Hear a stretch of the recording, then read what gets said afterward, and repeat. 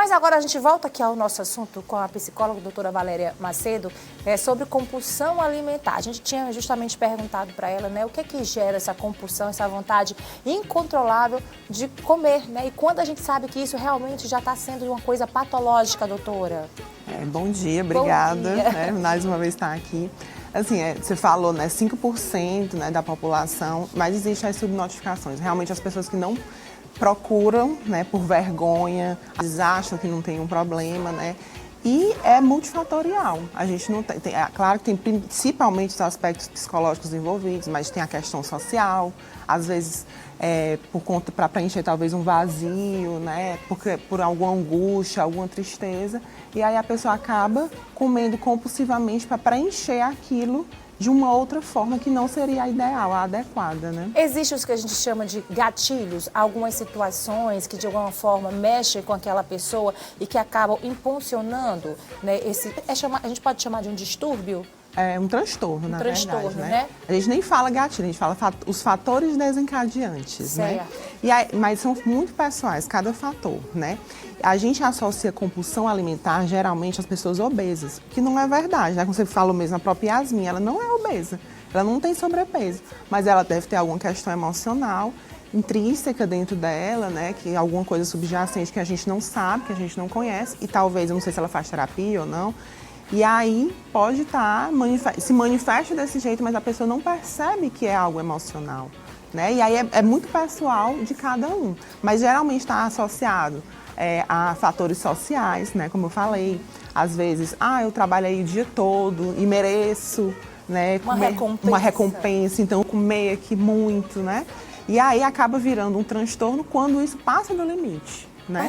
Quando é todos os dias, quando é com muita frequência isso, né? E às vezes até por alegria também a pessoa acaba comendo muito. Tá, eu ia perguntar então se tinha alguma relação com crises de ansiedade, não necessariamente, né? Você falou até que em situações ao contrário, de alegria, a pessoa pode ter, né, essa reação.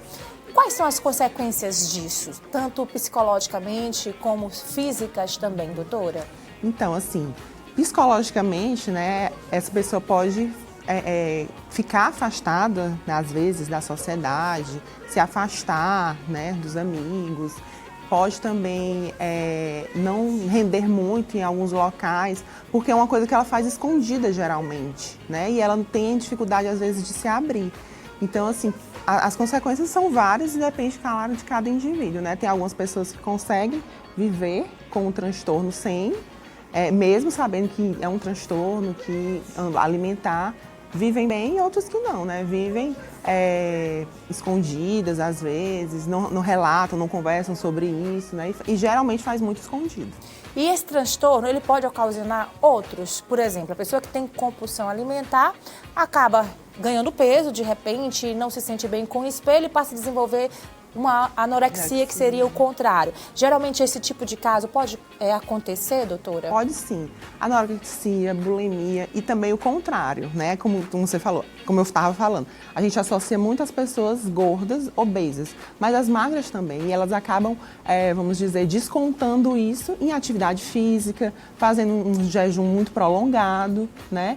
Então acaba que eles procuram outras formas de reverter, de combater aquela alimentação excessiva. Tá certo. E como é que a gente sabe? Você falou que geralmente essa pessoa come escondido, né? Aquela que assalta a geladeira na madrugada, então as outras pessoas podem não ver, não perceber isso.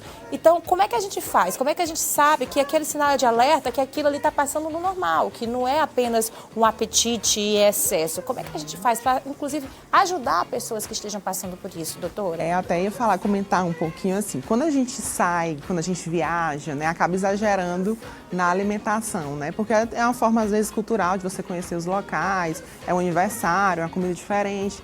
Ok, né? Mas todos os dias tem um aniversário e você exagera, já chama atenção, né? O que chama atenção é a frequência, né? E assim, apesar do DSM classificar em 4 níveis, né?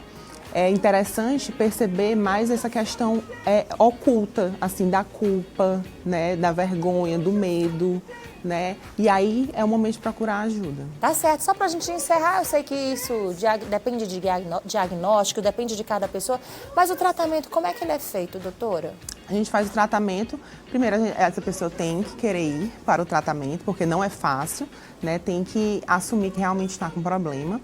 E aí a gente vai conversar com ela quando é que ela come, o que é que ela sente quando ela está exagerando, se ela percebe realmente que está exagerando, se ela percebe que está aumentando o peso, ou se ela percebe que está fazendo muita atividade física para não engordar, o que é que ela está comendo. Então tudo isso a gente vai conversar com ela na terapia. E é importante uma ajuda multi, porque de repente pode estar acarretando algum déficit de vitamina, então a gente tem que mandar para o endócrino, às vezes tem problemas gástricos e em outros aspectos, né? Então a gente tem que fazer um trabalho multi também. Tá certo, doutora. Eu acho que fica o recado sempre de você se conhecer, né? De você se permitir se ouvir e perceber que algo não tá bem em você. Você é melhor do que ninguém se conhece, né? E sabe como você tá ali fora do seu normal. Obrigada, doutora. Uma alegria sempre recebê-la aqui. Obrigada a você. Bom dia. Tá aí, doutora Valéria, né? Valéria Macedo, que é psicóloga, dando essas dicas aí para quem tá em casa.